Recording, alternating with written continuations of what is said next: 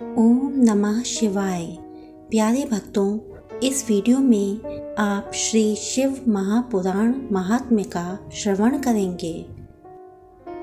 भगवान व्यास जी के प्रिय शिष्य सूत जी से शौनकादि ऋषियों ने आग्रह पूर्वक शिव पुराण सुनाने की प्रार्थना की तो सर्वप्रथम सूत जी बोले, हे ऋषियों, आप सब लोग धन्य हैं जो आप में शिव जी की उत्तम कथा सुनने की प्रीति हुई है। आपके सामने उत्तम शिव भक्ति बढ़ाने वाला तथा शिव को प्रसन्न करने वाला काल रूप सर्प का नाश करने वाला रसायन रूप शास्त्र सुनाता हूँ।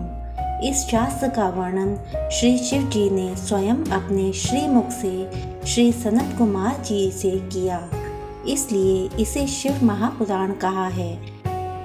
इसके श्रवण, पठन और मनन से कलयुगी जीवों का मन शुद्ध होता है तथा शिव में भक्ति दृढ़ होकर शिव पद की प्राप्ति होती है।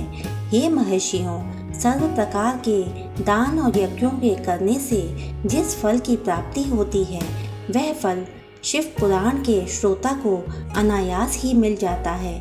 इस ग्रंथ की 7 संहिताएं हैं और इसमें कुल 24,000 श्लोक हैं। संहिताएं इस प्रकार हैं: विद्येश्वर संहिता, रुद्र संहिता, शतरुद्र, कोटि रुद्र, उमा संहिता, कैलाश संहिता तथा 7वीं वायवीय संहिता वाला यह शिव पुराण महान तथा दिव्य है, सर्वोपरि ब्रह्म तुल्य है तथा शुभ गति देने वाला है।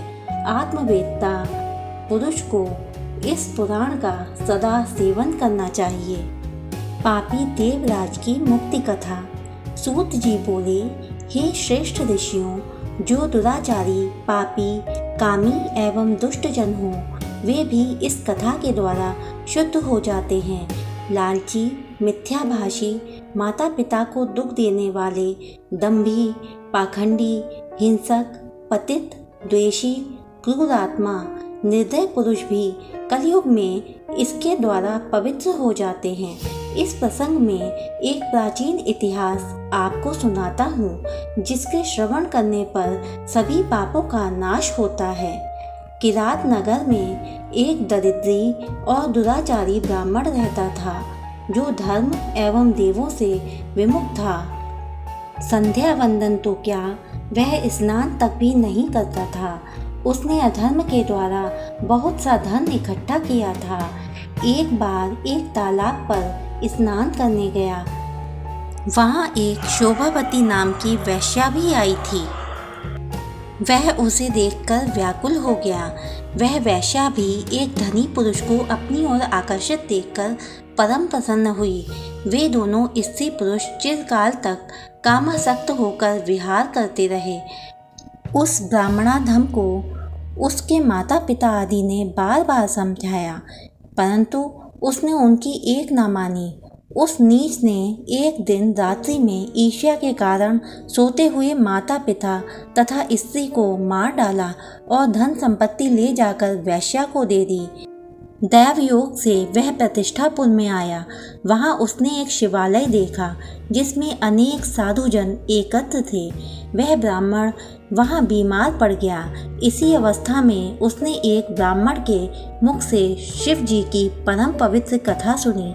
1 मास के अनंतर वह देवराज नामक ब्राह्मण मर गया।